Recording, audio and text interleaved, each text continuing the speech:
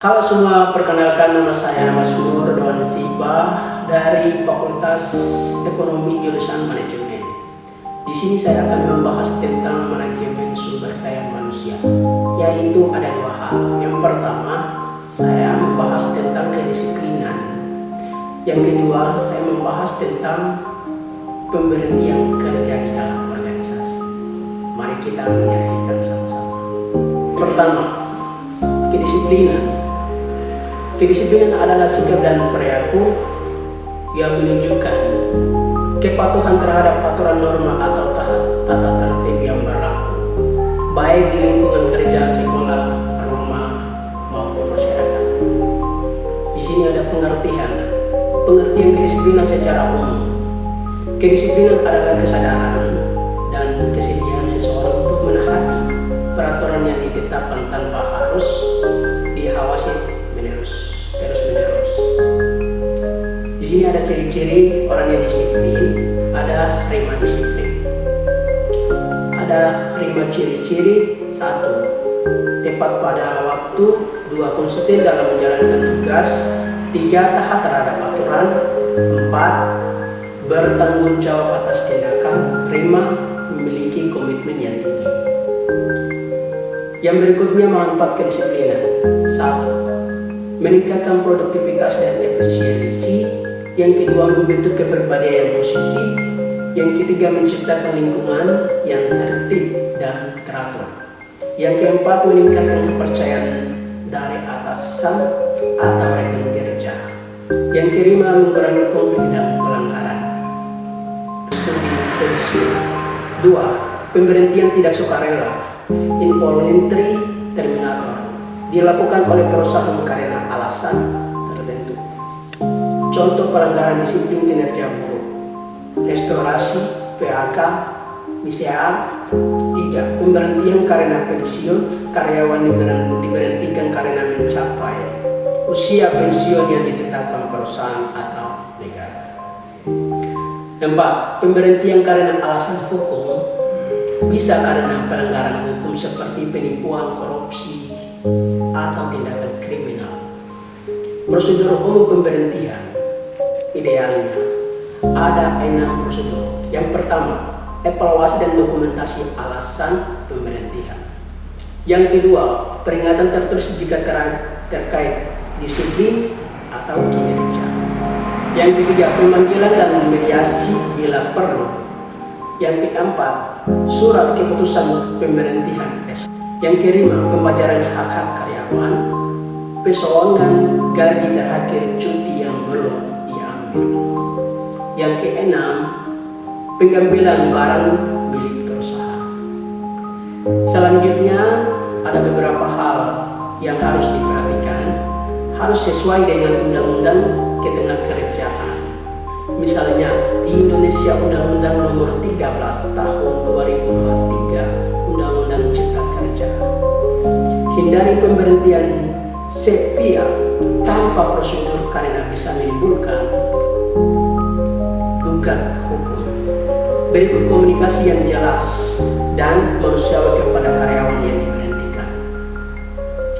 1. Alternatif sebelum pemberhentian: mutasi bagi yang lain, pendekatan coailing, konseling, program pemutusan hubungan kerja sukarela, resignasi program. Di video ini membahas tentang kedisiplinan, bagaimana kita mendisiplinkan diri dalam pekerjaan organisasi. Kita harus menjadi orang yang kedisiplinan, menaati aturan dan taat waktunya.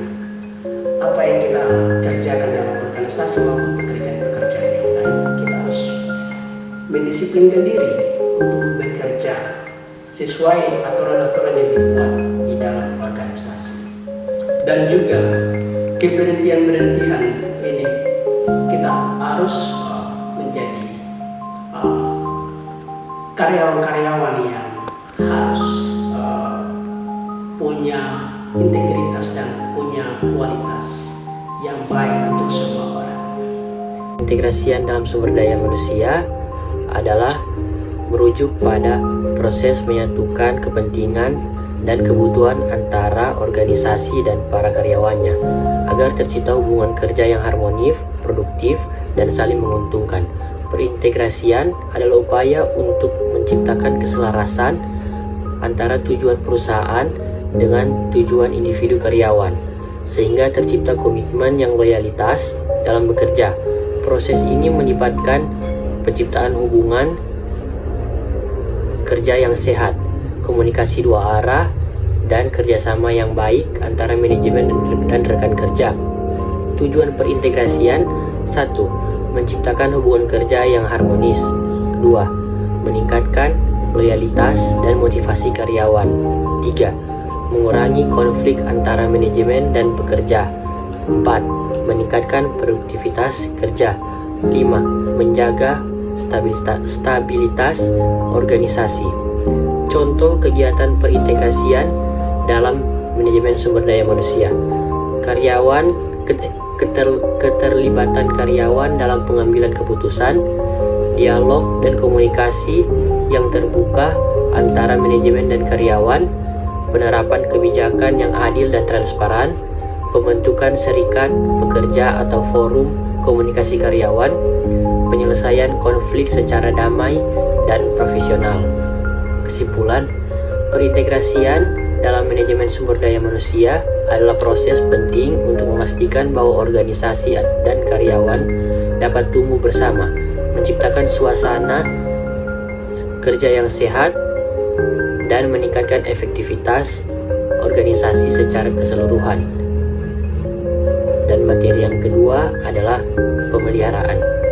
Pemeliharaan dalam manajemen sumber daya manusia adalah upaya yang dilakukan organisasi untuk menjaga dan memelihara, meningkatkan kondisi karyawan agar produktif, sehat, termotivasi, dan loyal terhadap perusahaan. Tujuannya adalah menjaga kestabilan tenaga kerja, meningkatkan kepuasan dan kesejahteraan karyawan, menurunkan tingkat turnover keluar masuk karyawan, menjaga kinerja dan produktivitas. Ruang lingkup pemeliharaan sumber daya manusia, sumber daya manajemen. 1. Kesehatan dan keselamatan kerja. Program kesehatan jasmani dan mental, fasilitas kesehatan kerja, alat pelindung diri, pelatihan. Ketiga, pemeriksaan kesehatan yang rutin. 2. Karyawan dan manajemen, komunikasi terbuka antara atasan dan bawahan, mekanisme penyelesaian konflik, kegiatan yang membangun hubungan kerja, gathering, outing, dan lain-lain. 3. Kesejahteraan karyawan, tunjangan kesehatan dan asuransi, program pensiun, fasilitas kerja, kantin, ruang laktasi, dan tempat ibadah. 4. Pengembangan karir, pelatihan dan pengembangan keterampilan, coaching dan mentoring, jalur karir yang jelas. 5. Lingkungan kerja yang nyaman, ruang kerja yang ergonomis, budaya yang positif, fleksibilitas, work from home, jam kerja fleksibel. 3. Tujuan pemeliharaan sumber daya manajemen: meningkatkan loyalitas dan komitmen karyawan terhadap perusahaan, mengurangi biaya turnover, absensi dan rekrutmen baru, menjamin keberlangsungan operasional organisasi, meningkatkan citra perusahaan di pemeliharaan manajemen sumber daya manusia. Evaluasi dan survei kepuasan kerja, penetapan work-life balance, penilaian kebutuhan dan harapan karyawan, pemberian penghargaan dan insentif, pembangunan budaya kerja yang mendukung.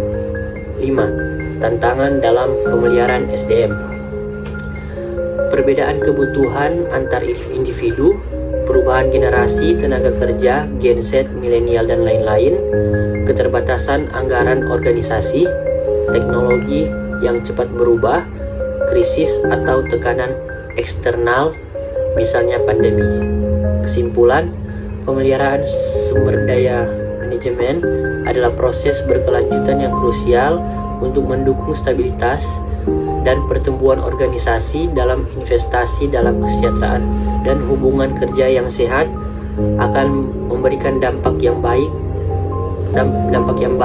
dalam jangka yang panjang berupa loyalitas, produktivitas, dan reputasi perusahaan.